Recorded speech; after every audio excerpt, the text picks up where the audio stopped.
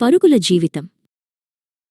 అరవింద్ అనే ఒక యువకుడు ఎప్పుడూ ఎక్కువ డబ్బు సంపాదించాలని కలలు కనేవాడు. అతను హైదరాబాద్లో సాఫ్ట్వేర్ ఇంజనీర్గా పనిచేసేవాడు మరియు చాలా కష్టపడి పనిచేసేవాడు. పగలు రాత్రి తేడా లేకుండా కొంచెం ఎక్కువ సంపాదించడానికి అదనపు గంటలు పనిచేసేవాడు. అతని పని పెరిగే కొద్దీ పని బయట అతని జీవితం తగ్గిపోయింది. అతని కిటికీ బయట నగర దీపాలు మెరవడం ప్రారంభమైనా చాలాసేపటి తర్వాత అతను తరచుగా ఆఫీసు నుండి చివరి వ్యక్తిగా వెళ్లేవాడు. అతను సెలవుల్లో కూడా తన తల్లిదండ్రులతో అరుదుగా మాట్లాడేవాడు.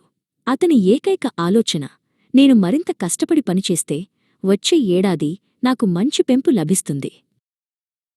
ఒకరోజు అంతా మారిపోయింది. అతని కంపెనీ ఉద్యోగుల తొలగింపును ప్రకటించింది మరియు అతని అంకితభావం ఉన్నప్పటికీ అరవింద్ పేరు ఆ జాబితాలో ఉంది. అతను దానిని నమ్మలేకపోయాడు.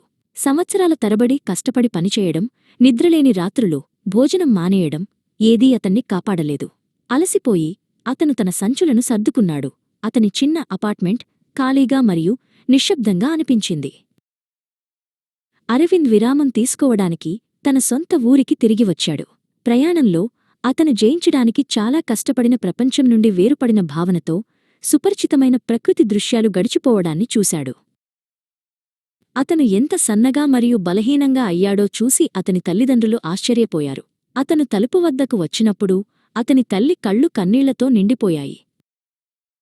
అరవింద్, నువ్వు ఈ సాఫ్ట్వేర్ ఉద్యోగాల వెంట పరుగెత్తడం ఆపాలని నేను కోరుకుంటున్నాను, ఆమె సున్నితంగా చెప్పింది. ఇక్కడ ఇంట్లో తక్కువ డబ్బు సంపాదించినా ఫర్వాలేదు. మాకు ముఖ్యం నీ ఆరోగ్యం. అతని తండ్రి జోడించాడు. డబ్బు జీవితం కాదు, నా కొడుకా, నీ ఆరోగ్యమే జీవితం.